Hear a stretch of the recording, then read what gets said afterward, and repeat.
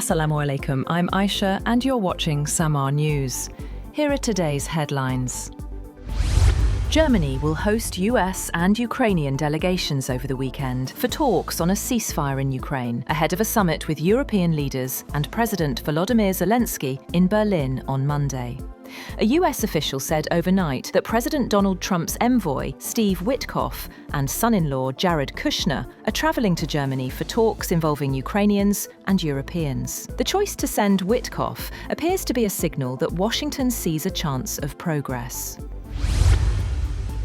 Iranian authorities have detained 18 crew members of a foreign tanker seized in the Gulf of Oman that they say was carrying 6 million litres of smuggled fuel. Iranian media reported that those detained under the ongoing investigation include the captain of the tanker, and the crew were from India, Sri Lanka and Bangladesh. The authorities said the tanker committed multiple violations, including ignoring stop orders, attempting to flee, and lacking navigation and cargo documentation.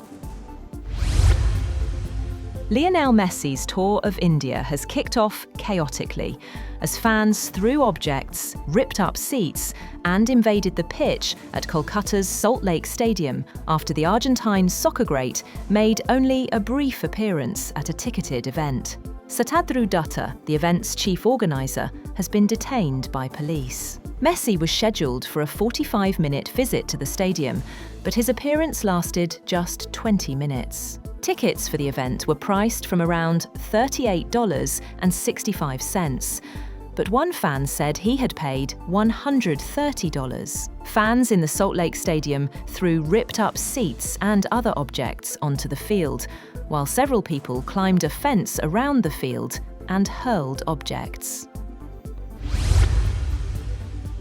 California and 19 other US states have filed a lawsuit seeking to block President Donald Trump's $100,000 fee on new H-1B visas for highly skilled foreign workers.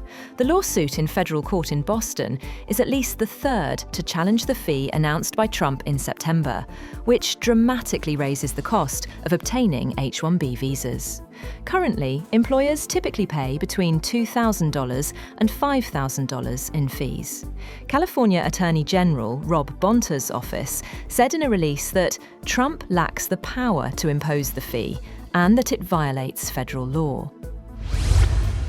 The European Union has agreed to indefinitely freeze Russian central bank assets held in Europe, removing a big obstacle to using the cash to help Ukraine defend itself against Russia. The EU wants to keep Ukraine financed and fighting as it sees Russia's invasion as a threat to its own security. To do so, EU states aim to put to work some of the Russian sovereign assets they immobilized after Moscow's 2022 invasion of Ukraine.